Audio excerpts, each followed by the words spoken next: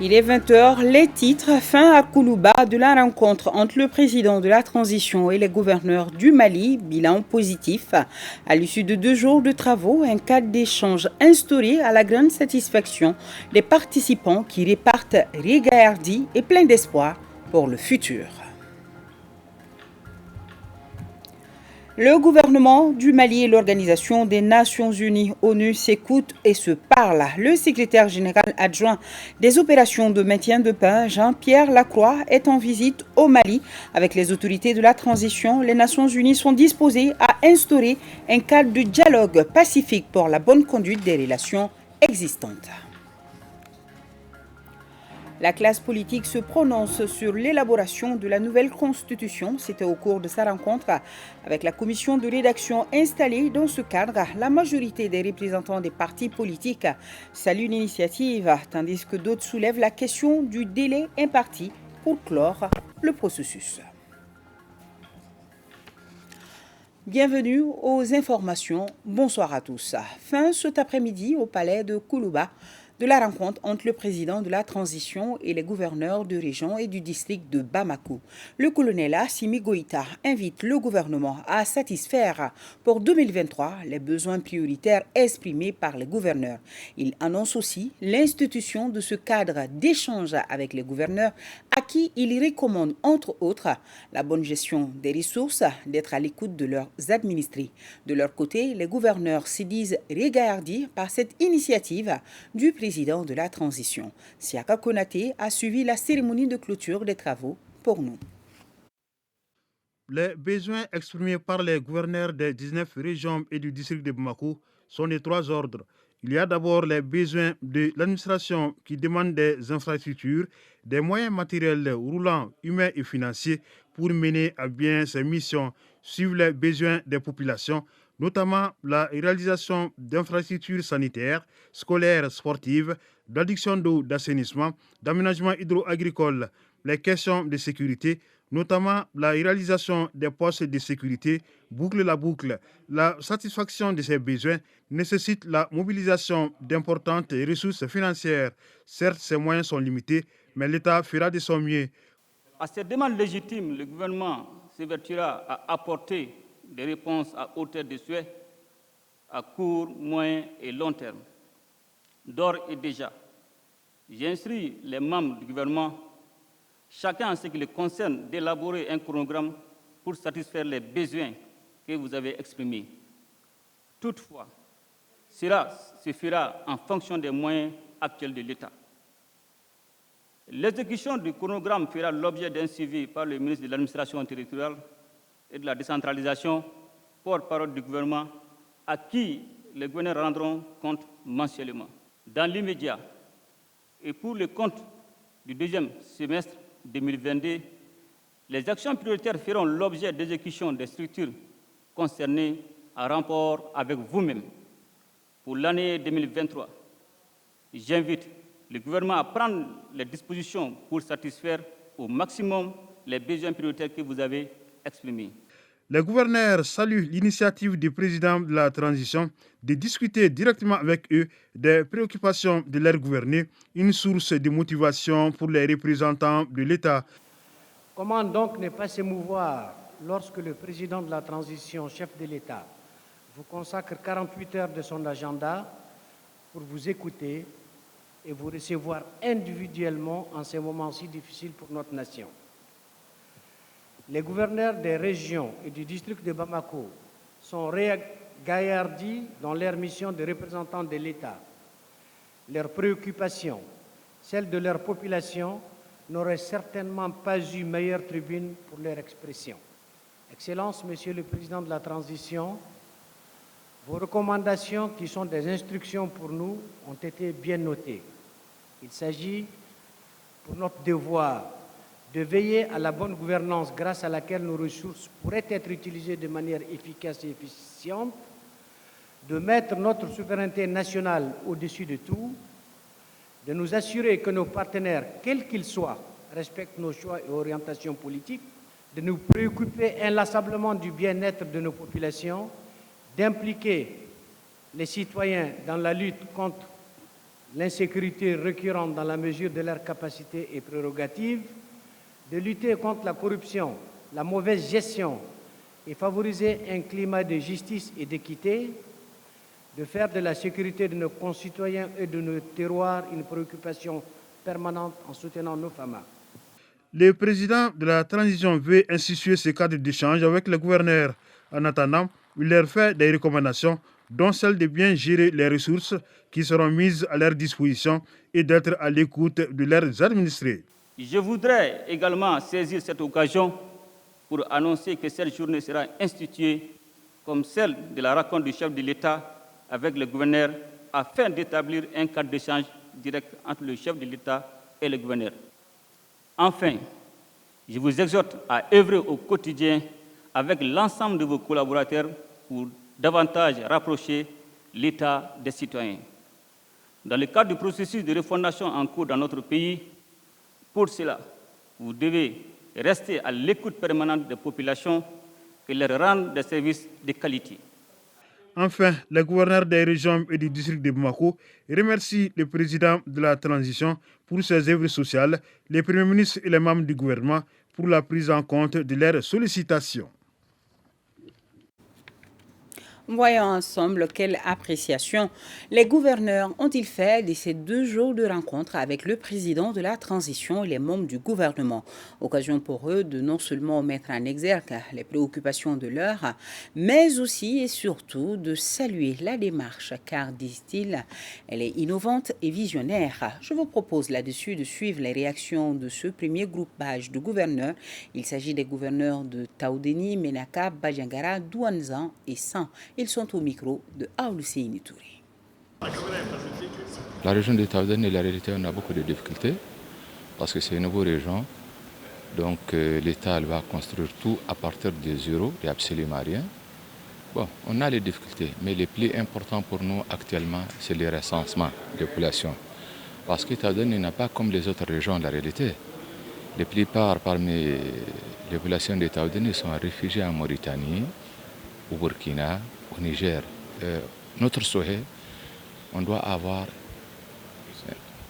plus de temps, plus que les autres régions. Le recensement de 1 mois, 2 mois uniquement pour la région, parce que tu es obligé d'aller jusqu'à la frontière des autres pays. Cette initiative heureuse du président de la transition, chef de l'État, qui a réuni tous les gouverneurs de région. Moi, mon besoin le plus pressant, en tant que gouverneur de la région de Menaka, pour l'opérationnalisation de la région de Menaka, c'est le problème de personnel. C'est le besoin le plus pressant. Et après ça, vous savez tous les autres besoins qu'il y a, les besoins de la population en santé, en éducation, en hydraulique, en sécurité aussi. La priorité des priorités pour la région de Badiangara, pour les populations de Badiangara, c'est surtout la sécurité. Et tout notre plaidoyer a été axé sur comment sécuriser la RN15, comment sécuriser les personnes et leurs biens, comment permettre à nos forces de défense et de sécurité à recevoir les meilleurs moyens et être dans les dispositions pour défendre le territoire à partir de Badiangara.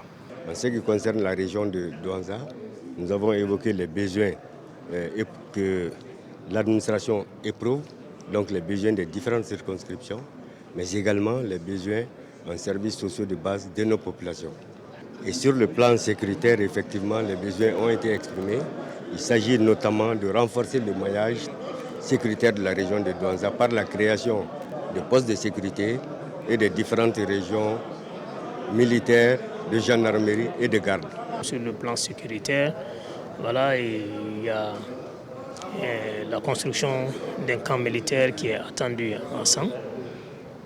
Il y a la construction d'un pont pour relier la ville de San à l'interfleuve, le Saro, le Saï.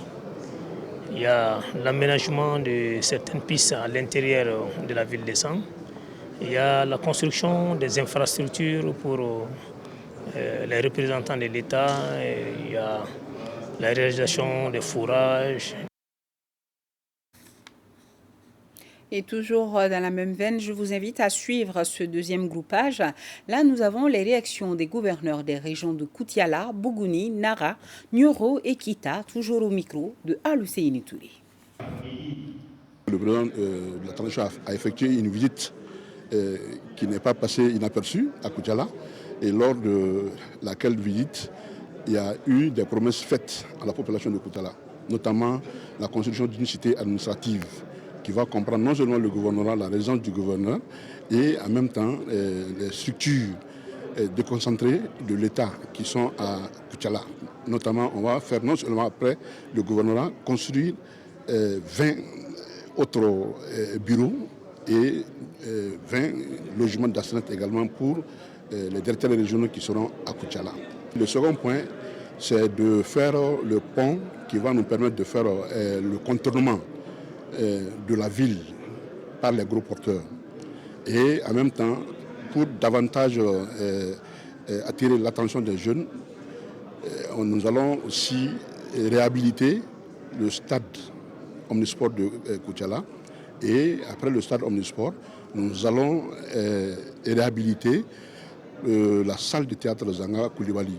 Et après tout ça, nous allons faire la route, une route bitumée à péage de Koutiala à Fana en passant par Zantila. Les principales préoccupations d'abord c'est d'ordre sécuritaire parce que vous savez qu'avec les recherches minières aujourd'hui à Bougouni, notamment le lithium, le diamant, l'or et d'autres, donc nous commençons à être une raison de convoitise. Qui dit convoitise sous-entend parfaitement une urée de population vers nos villes et nos campagnes.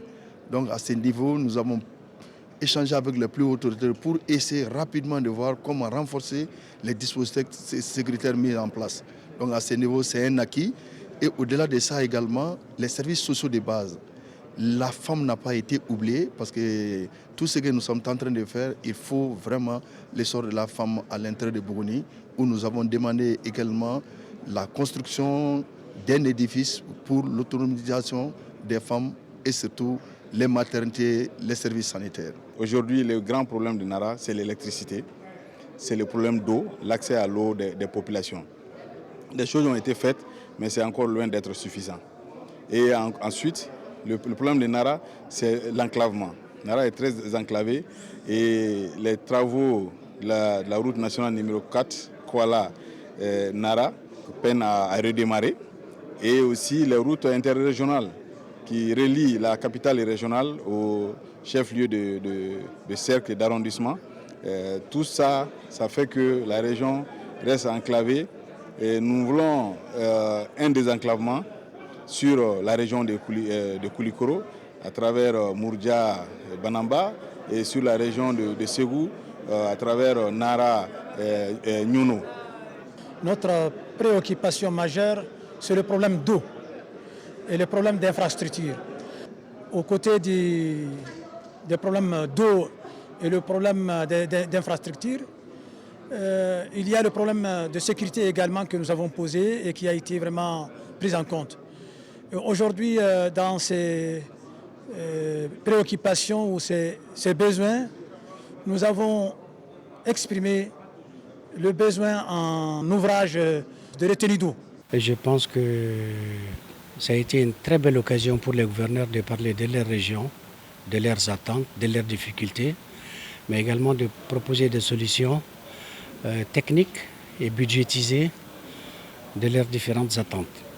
Au bout de ces entretiens, le gouvernement se propose d'apporter des réponses aux différents questionnements que les gouverneurs se posaient et également de faire des annonces par rapport au développement socio-économique, culturel et sécuritaire des différentes régions. Et comme souhaité par le président de la transition, le colonel Assimi Goïta, qui a justement invité le gouvernement à satisfaire pour 2023 les besoins prioritaires exprimés par les gouverneurs, le Premier ministre, chef du gouvernement, est dans la diligence. Il a rencontré ce matin quelques ministres pour la mise en œuvre urgente des besoins prioritaires exprimés par les gouverneurs des régions et du district de Bamako au président de la transition, comme vous constatez sur ces images.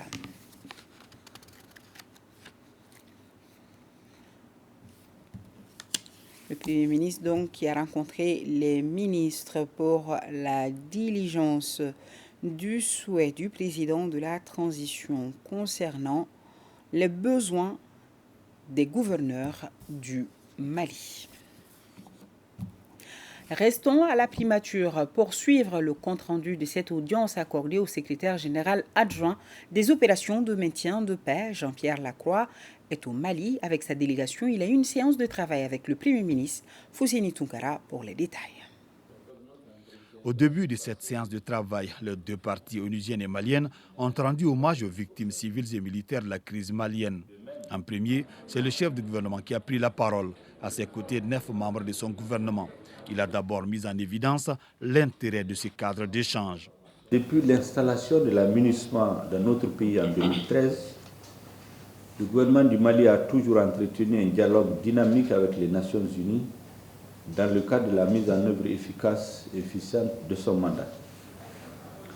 Votre présence ce jour au Mali nous offre, vous et nous, l'opportunité de renforcer ce dialogue en passant en revue sans complaisance les sujets de préoccupation et en explorant ensemble les voies et moyens pour trouver des compromis dynamiques nécessaires et une compréhension partagée sur les enjeux et les attentes de part et d'autre.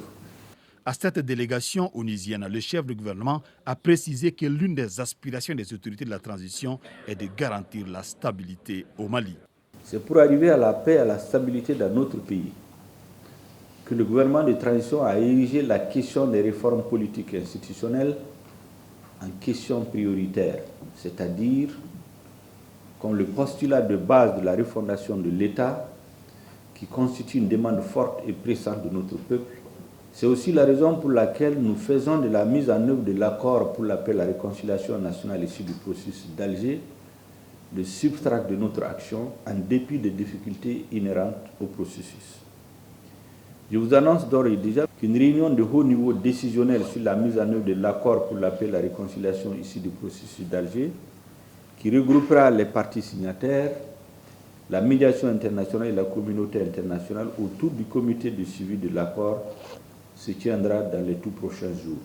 Comme on pouvait s'y attendre, la question relative à la suspension de la rotation des contingents de la MINUSMA a été évoquée et les autres ont été édifiées. Je sais que de votre côté, des demandes ont été faites quant à la levée de ce qui est appelé les restrictions que nous considérons comme des mesures de planification de sécurité nationale concernant la mobilité de la MINUSMA sur certaines parties de notre territoire. Il est impératif de renforcer la coordination et de continuer étroitement à travailler ensemble, la main dans la main, et pas de travailler l'un à côté de l'autre, y compris sur les questions de droits de l'homme dont notre gouvernement et notre armée sont à la fois soucieux et respectueux en vertu de notre culture ancestrale, mais aussi en vertu de nos engagements internationaux. Des propos de Jean-Pierre Lacroix, le numéro 2 des Nations Unies, on comprend qu'il est sensible à cette démarche participative souhaitée par les autorités maliennes vis-à-vis de la MINUSMA. Il y a une dynamique positive qui s'est engagée avec beaucoup de travail fait par les autorités maliennes, notamment s'agissant des réformes de l'État, de la gouvernance, aussi de la préparation de la transition avec la loi électorale, le travail sur la Constitution. Et ce que j'ai partagé avec son Excellence le Premier ministre et les membres du gouvernement, elle nous donnera l'occasion de mettre les choses à plat, de mettre tous les sujets sur la table, de manière à ce que nous puissions identifier des objectifs communs avec les autorités maliennes. Avant la primature, le secrétaire général adjoint des Nations Unies et sa délégation ont effectué d'autres rencontres. La dynamique se poursuivra tout au long de la visite. Les informations recueillies seront soumises au Conseil de sécurité des Nations Unies. À suivre l'intégralité du discours du Premier ministre pendant cette rencontre après ce journal. Un mot donc de la rencontre de la délégation onusienne avec le ministre des Affaires étrangères.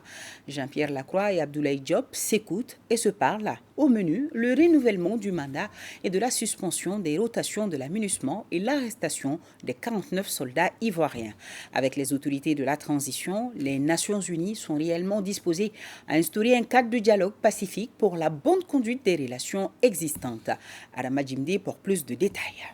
L'ONU et le Mali sont en désaccord ces derniers temps sur un certain nombre de sujets. Afin de dissiper les nuages, une mission conduite par le secrétaire général adjoint aux opérations de maintien de paix de l'ONU, Jean-Pierre Lacroix, séjourne dans notre pays. Les échanges avec le ministre en charge des Affaires étrangères, Abdoulaye Diop, ont porté sur le renouvellement du mandat de la MINUSMA, la limitation de la liberté de circulation de cette organisation, les droits de l'homme et surtout les positions de principe intangibles des autorités de la transition face à l'intervention de la MINUSMA dans notre pays. Les Nations Unies sont présentes au Mali à la demande des autorités maliennes, même si elles le sont dans le cadre d'un mandat du Conseil de sécurité, et que le Mali souhaite continuer à travailler avec les Nations Unies. Ce que le Mali a souhaité, c'est que le travail puisse se faire dans le respect de la souveraineté du Mali, dans le respect du Malien, mais aussi dans le respect des choix politiques du Mali. Naturellement, en tant qu'organisation mondiale, les Nations Unies ont des règles, ont des procédures que nous avons, nous, en tant qu'État membre des Nations Unies, contribué à façonner. Je dois dire que pour l'exercice d'aujourd'hui de la visite de M.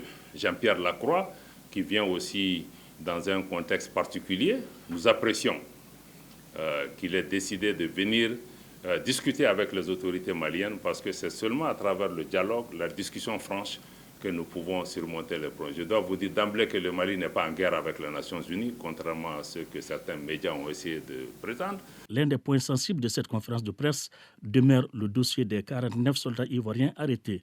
Quelle est son évolution? Maintenant, nos équipes sont en train de travailler pour pouvoir contenir une réunion probablement la semaine prochaine déjà, pour d'abord les rotations. Parce que aussi, je crois que tout s'est passé aussi parce que certains ont dit qu'ils sont venus dans le cadre d'une rotation. Donc ça a jeté le doute sur le processus de rotation. Donc nous allons pouvoir travailler à définir. Normalement, les processus de rotation sont bien encadrés au niveau des Nations Unies. Donc nous allons nous mettre d'accord quelle est la responsabilité des Nations Unies, quelle est la part de responsabilité de l'État malien, quelles sont les informations dont l'État malien doit disposer en amont, avant l'arrivée des contingents, à leur arrivée, pendant leur séjour ici et pour leur départ. Et qu'on puisse, nous, se déterminer en fonction de ça. Donc il faudra qu'on puisse revoir l'ensemble de ces règles pour pouvoir travailler ensemble. Il y a une urgence, effectivement, à ce que nous puissions reprendre ces rotations. Nous le devons aussi à nos personnels qui travaillent dans des conditions difficiles et auxquelles, évidemment, nous pensons à tous les instants. En même temps, et pardon de à nouveau te répéter, mais nous devons utiliser cette occasion pour clarifier nos propres procédures, s'assurer qu'il y a la meilleure transparence possible, la meilleure fluidité possible entre nous. Il y a du travail à faire de notre côté, c'est clair. Tu l'as dit, Abdoulaye, il y a du travail, semble-t-il, à faire du côté des autorités maliennes. Ce travail, chacun d'entre nous avons commencé à le faire et nous sommes totalement disposés à faire en sorte que ça puisse aboutir au plus vite. Donc nous ne dispensons vraiment aucune énergie pour y parvenir. Pour ce qui concerne les personnes même en question, vous savez que la question est devant la justice. Bon, la justice fera son travail par rapport à cette question et fera une enquête et les résultats seront communiqués au public. Mais d'ici là, nous avons indiqué aussi qu'il y a le dialogue qui prévaut avec l'État de Côte d'Ivoire à travers le facilitateur togolais. Et nous espérons que dans ce cadre, nous allons pouvoir travailler pour une issue pacifique. Le Mali et les Nations Unies s'engagent désormais à redéfinir de façon consensuelle les règles du jeu tout en tenant compte des aspirations du peuple malien. Le Mali ne met pas d'obstacles spécifiquement dirigés pour bloquer l'action de la mission. Mais chaque fois que nous avons dû prendre des mesures, c'est parce qu'il y a des opérations militaires en cours, il y a des préoccupations de sécurité nationale, il y a des besoins de coordination qui exigent qu'on puisse revoir un certain nombre de protocoles pour même assurer la sécurité de la mission qui est présente chez nous, parce qu'en cas d'incident, encore une fois, c'est l'État malien qui est responsable. Notre travail commun, c'est de faire en sorte que nous soyons parfaitement en phase avec vous, avec les autorités maliennes, avec les objectifs et les priorités, que nous définissions des recommandations communes, et en même temps que ces recommandations, lorsque nous reviendrons devant nos États membres, devant le Conseil de sécurité, soient endossées, qu'elles recueillent l'assentiment de ces États, de nos organes décisionnels. Abdoulaye Diop a remercié l'ONU pour tous les efforts qu'elle consent au Mali et a rappelé que le Mali en a fait autant dans les pays comme le Libéria, la République démocratique du Congo, Haïti ou encore la Sierra Leone. Et ce communiqué, l'ambassade de la République du Mali à Nouakchott porte à la connaissance de la communauté malienne établie en Mauritanie que les autorités mauritaniennes ont lancé une campagne de régularisation des étrangers résidant en Mauritanie le 19 juillet 2022 pour une durée de 3 mois, pendant laquelle les ressortissants étrangers peuvent obtenir gratuitement une carte de séjour leur permettant de jouir des droits garantis par les textes en vigueur. Le centre d'enrôlement est situé au stade olympique de Nouakchott et ouvert tous les jours ouvrables de 8h à 18h. L'enrôlement va s'effectuer avec l'un des documents suivants, la carte d'identité consulaire ou le passeport en cours de validité. L'ambassade invite tous les Maliens établis en Mauritanie d'aller se faire enrôler dans le 10 centre. L'ambassade du Mali à Nouakchott sait compter sur la bonne compréhension de tous. La classe politique et la commission de rédaction de la nouvelle constitution se parlent, discutent et échangent sur l'élaboration de la nouvelle constitution. Les représentants des partis politiques, dans leur majorité, saluent l'initiative. En revanche, nombreux d'entre eux ont évoqué des préoccupations relatives au délai imparti pour clore le processus. Nouhoum Sissoko, reportage. C'est parti pour les séances d'écoute de la CRNC, commission de rédaction de la nouvelle constitution. Ses membres étaient face aux représentants des partis politiques pour recueillir leurs contributions et leurs préoccupations dans l'élaboration de l'avant-projet de la nouvelle constitution dans un délai de 2 mois. Nous allons changer de constitution. Nous n'allons pas changer la constitution. Nous changeons de constitution. Changer de constitution, c'est une nouvelle constitution. Ça veut dire que vous avez la faculté absolument de tout reprendre. Changer la constitution, c'est le processus de révision de la constitution. Ça, c'est la mission qui nous a été confiée. Pour ce faire, il faut aller à l'inclusivité, faire en sorte que toutes les forces vives de la nation participent au processus. Tout ce travail-là doit être effectué en un espace de 2 mois. Au regard des échanges, une grande partie de la classe politique s'inscrit dans cette démarche de changement de constitution, mais juge insuffisant le délai fixé pour accomplir cette mission. Certains acteurs politiques désirent plutôt une révision de la constitution de 1992. Au total, 11 formations politiques ont déposé par écrit leur contribution à l'élaboration de l'avant-projet de constitution. Nous allons accéder à une demande qui a été faite unanimement par les intervenants, à savoir que le délai de dépôt des contributions est assez court. Donc nous allons accéder à cette demande et repousser le délai au 8 août. Ça vous donne 2 week-ends pour vous concerter éventuellement. Ce qui nous est demandé dans la note de mission que le président de la transition a donnée au président de cette commission, c'est de capitaliser tout ce qui a été prévu dans les précédentes tentatives de révision de la Constitution et de faire en sorte que, tout en prenant en charge les spécificités du Mali, qu'on s'inscrive dans un mouvement quand même général qu'aujourd'hui, dans le monde, il y a certains principes qui sont quasiment universels et que vous ne pouvez pas évacuer. Donc, si c'est une nouvelle constitution, il y a des principes presque intangibles qui sont dans toutes les constitutions que personne ne peut remettre en cause. Des participants à la rencontre ont insisté sur la nécessité de doter le pays d'une constitution fondée sur les valeurs et réalités maliennes, faisant allusion à la charte de Kourganfouga. Le débat sur l'élaboration de l'avant-projet de la nouvelle constitution concernera toutes les sensibilités. Et le président de la commission de rédaction de la nouvelle constitution informe les partis politiques dans ce communiqué n'ayant pas déposé leur réponse au canevas indicatif le mardi 26 juillet 2022 au Centre international de conférence de Bamako qu'ils peuvent déposer leur contribution soit au service du courrier du ministère de l'administration territoriale et de la décentralisation, soit sur le site internet de la commission dont l'adresse est www en bas de votre écran www.crnc.ml au plus tard le lundi 8 août 2022. Le président de la commission s'est compté sur la bonne compréhension de tous. La commission santé, du développement social et de la solidarité du CNT s'approprie la transposition des dispositions du socle juridique de sécurité sociale de la conférence interafricaine de la prévoyance sociale. Boubacar Babletouri pour plus de précisions. Depuis décembre 2019, le Conseil des ministres de la Conférence interafricaine de la prévoyance sociale CIPRES a adopté une directive sur le socle juridique de la sécurité sociale à l'intention des 17 États membres de l'organisation, parmi lesquels le Mali. Un délai de 4 ans est accordé à ces pays membres de l'organisation sous-régionale pour la transposition de ce socle juridique dans les législations nationales. Avant ce délai qui expire en décembre 2023, le ministère de la Santé et du Développement social en charge de la question a initié cette rencontre d'échange et d'information à l'intention de la Commission santé du CNT.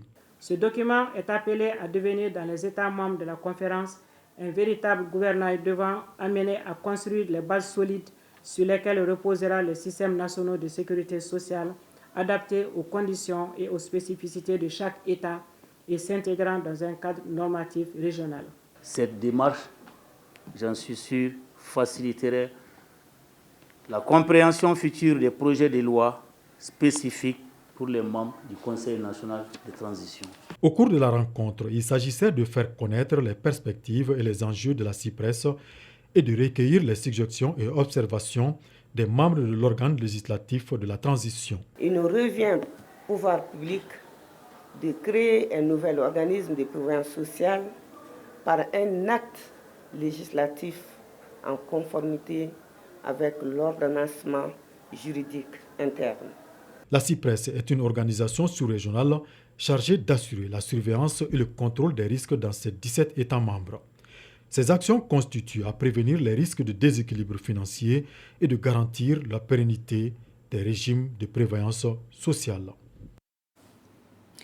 La Direction générale de l'enseignement supérieur et de la recherche scientifique, dans ce communiqué, a constaté, malgré les avertissements et mises en garde, a constaté donc avec regret que certains établissements privés d'enseignement supérieur de la santé, ne disposant pas d'autorisation de création et d'ouverture, ont envoyé leurs candidats participer aux examens de fin de cycle des écoles supérieures privées de santé, session unique. Juillet 2022. À cet effet, la direction a pris ses responsabilités en interdisant l'accès des salles d'examen aux candidats des dites écoles. Il s'agit de l'Institut national de formation Croix-Rouge malienne, l'école de santé Kala de Baguineda, l'école de santé Ba Aminata Doukouré, l'école de formation des agents de santé, l'école de santé Bakari Diakité, l'école privée des aides santé de Fana, l'école de santé Mariam Diara, l'école privée de santé Univers Santé.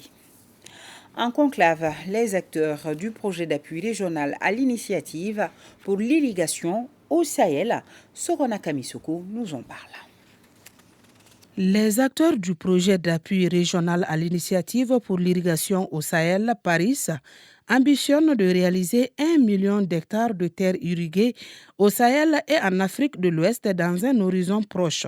Pour atteindre cet objectif, le renforcement de capacité des acteurs concernés s'avère indispensable. Le renforcement des capacités et le partage d'expérience de l'ensemble des acteurs intervenant dans la chaîne de l'irrigation est un objectif important du Paris pour faire en sorte que les solutions qui seront développées au cours de cette phase soient mises à l'échelle pour l'atteinte des objectifs. 1 million d'hectares exploités durablement, contribuant à l'atteinte de la sécurité alimentaire et nutritionnelle et procurant des revenus aux bénéficiaires.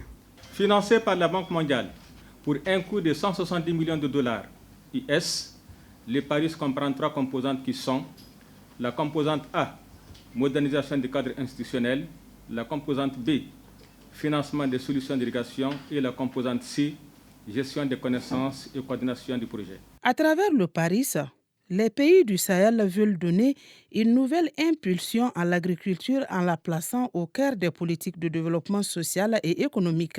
Le Paris vise à renforcer la capacité des parties prenantes et à accroître les superficies irriguées selon une approche régionale axée sur les solutions adaptées et un processus participatif de partage de connaissances. Cet objectif est en cohérence avec l'intérêt que tous les pays du Sahel attachent à la réalisation de l'autosuffisance alimentaire et à l'amélioration des conditions de vie des citoyens à travers la valorisation des potentialités du secteur agricole. Les participants venus du Sénégal, du Niger, du Burkina Faso, de la Mauritanie, du Tchad et du Mali doivent mettre à profit les 6 jours de travaux pour débattre des thèmes comme les outils d'analyse de la rentabilité des sous-projets et l'élaboration de plans d'affaires, entre autres. Il est porté à la connaissance des usagers de la route que la mairie du district a lancé les travaux de réparation de certaines voies, dont celle de Sotuba. Ainsi, la route de Sotuba sera fermée à la circulation du 25 juillet au 4 août 2022 au niveau de l'usine Barikatigui. Des déviations seront aménagées à cet effet. Première édition de la foire scientifique, les filles sont à l'honneur avec comme thème l'autonomisation de la jeune fille à travers les sciences.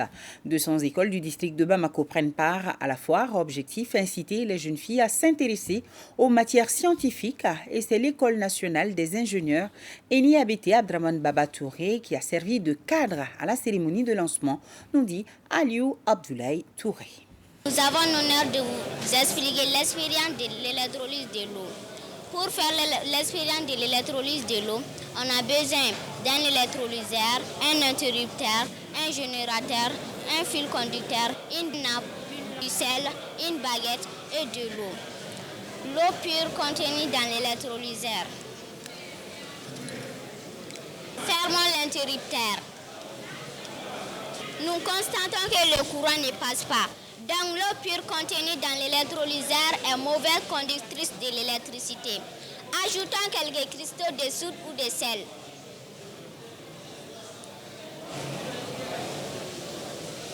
Et ajoutons avec une baguette.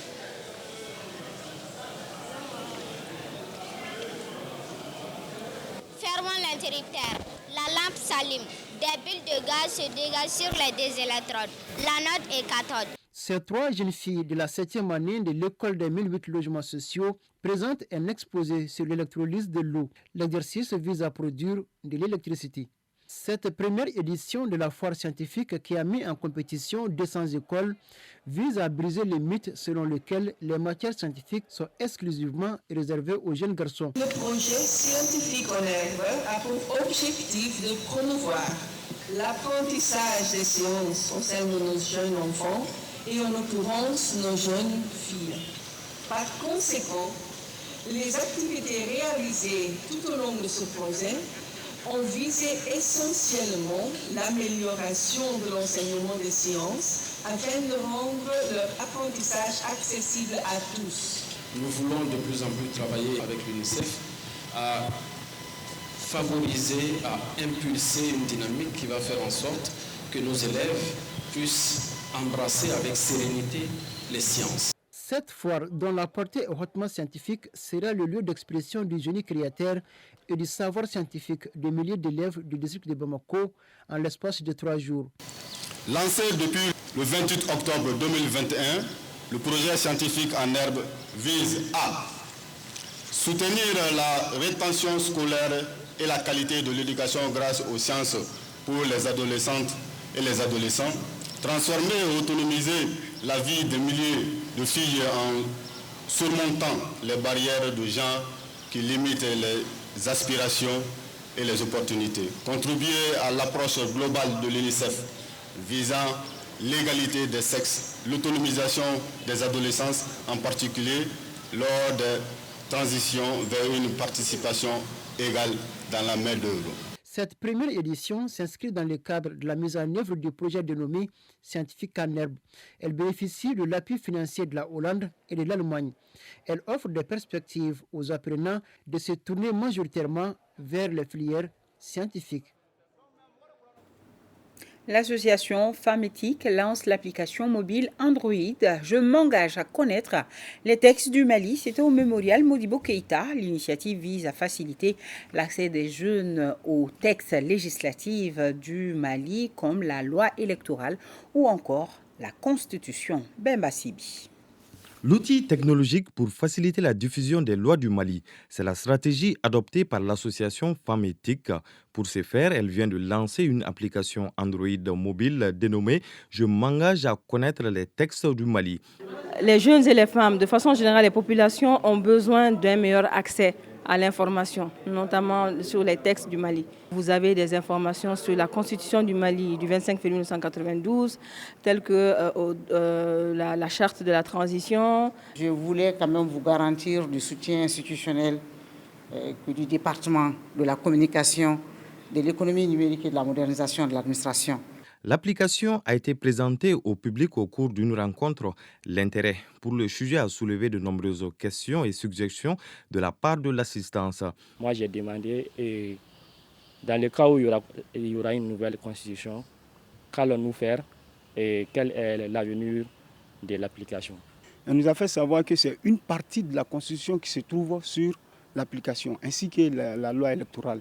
Donc je me dis, pourquoi pas mettre l'ensemble, l'intégralité de la Constitution ainsi que les autres textes. Nous avons misé sur une technologie en ligne pour justement pouvoir avoir accès tout le temps et de façon automatique à une mise à jour régulière.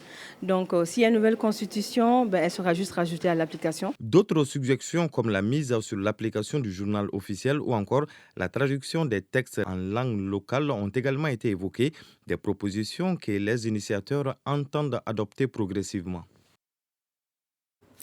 Et ce communiqué à la faveur de la levée des sanctions économiques et financières prises par les instances communautaires contre notre pays, le Mali, le 3 juillet 2022 à Accra, le directeur général des impôts informe les contribuables, les conseils des contribuables et les institutions bancaires implantées au Mali de la reprise du processus de télépaiement des impôts, droits et taxes par virement bancaire à partir du 1er août 2022 concernant la déclaration des affaires en juillet 2022 et les situations antérieures à cette date.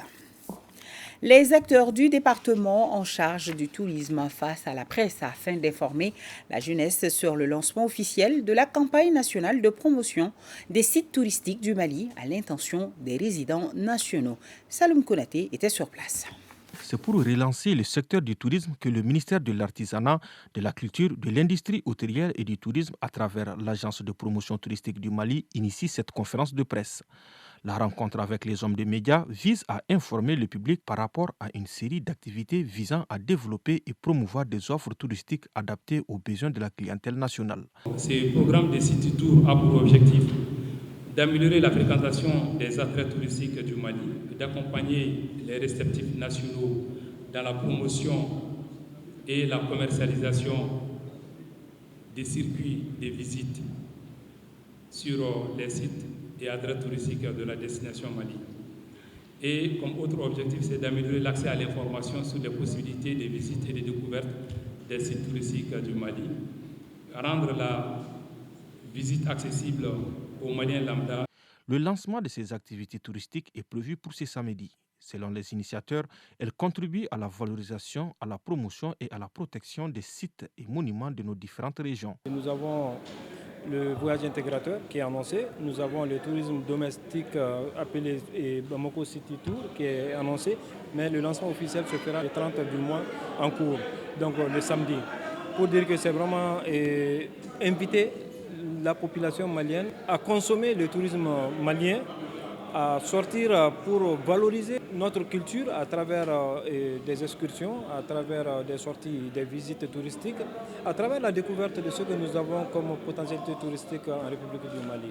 Selon les principaux acteurs, ces activités sont entièrement financées par le ministère de l'Artisanat, de la Culture, de l'Industrie hôtelière et du Tourisme à travers l'Agence de promotion touristique du Mali et dont l'objectif est de contribuer à la culture du tourisme domestique.